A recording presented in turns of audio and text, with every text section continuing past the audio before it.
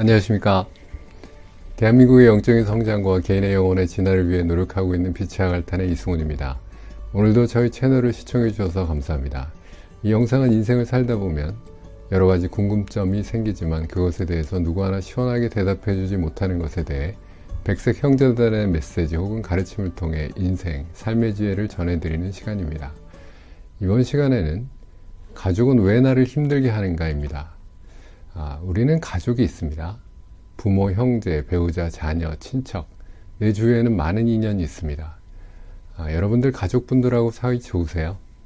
다 화목하게 잘 지내시나요? 아무 문제 없이 조화롭게 지내는 가족 관계도 있지만 많은 분들은 가족 중 누구와는 별로 사이가 좋지 않은 구성원이 있는 경우가 많은 것 같습니다. 다른 사람들하고는 원만하게 잘 지내지만 왠지 가족하고는 불편한 관계, 그런 분들도 많이 계시죠. 도대체 왜 그럴까요? 나를 낳아주신 부모님인데 왜 나를 이렇게 심하게 대하는지, 내가 낳은 자식인데 왜 나에게 이렇게 못되게 구는지, 같이 자란 형제인데 왜 모르는 사람보다 더 냉정한지, 서로 사랑해서 결혼했는데 왜 원수처럼 대하는지, 왜 그럴까요? 큰 마음을 먹고 잘해주고 이해하고 용서해도 왜 계속 애를 먹이는지 궁금하시죠? 그런 분들을 위해서 빛의 존재가 어드바이스를 주셨습니다. 끝까지 잘 들어보시고 어떻게 이해해야 할지 인생의 힌트를 얻으시기를 바라겠습니다. 한국인들은 가족들, 특히 자신을 괴롭게 하고 힘들게 하는 가족, 그 이유는 무엇인지, 그리고 거기에서 벗어나기 위해서 어떻게 해야 되는 건지 그것에 대한 어드바이스를 드리겠습니다. 기본적으로 인간이 지구에서 생활을 해나가면서 자신의 영혼의 진화를 위하여 몇 가지 계획해오는 것들이 있습니다. 자신의 테마에 맞추어 자신의 배움을 거듭해 나가며 자신의 진화를 모색하고 있습니다. 그러나 인간 입장에서는 자신이 어떤 계획을 가지고 이번에 삶을 만들었는지 전혀 기억나지는 않겠죠.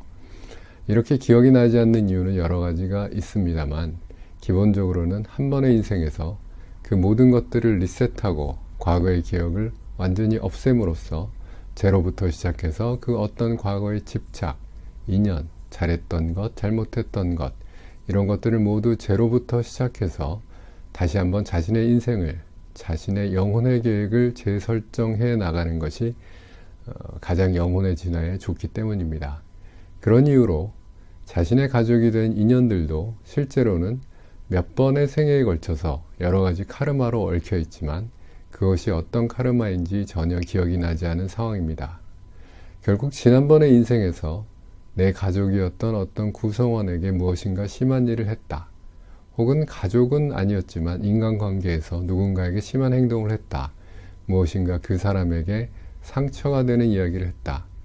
이것이 나의 인생에 돌아와서 나는 단지 그 카르마가 있었던 구성원에게 심한 말을 듣게 된다던가 나쁜 일을 당하게 되는 그 에너지를 체험하고 있을 뿐입니다.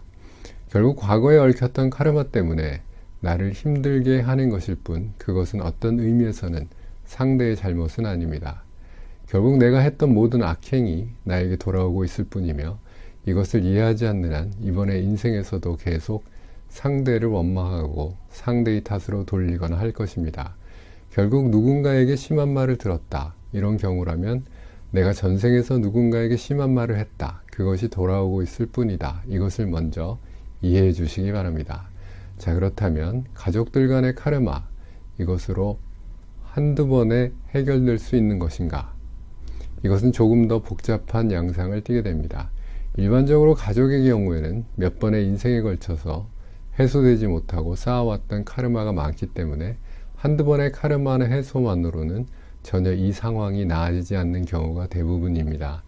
몇 번의 인생에 걸쳐서 심한 말을 하고 또 심한 말을 듣고 그 다음의 인생에서는 반대로 심한 일을 당했을 때 상대를 용서하지 못하고 다시 심한 말을 해버렸다. 이렇게 되면 카르마는 끝나지 않고 오히려 그 카르마가 더욱더 커져 그 상대와의 악연이 지속되게 됩니다.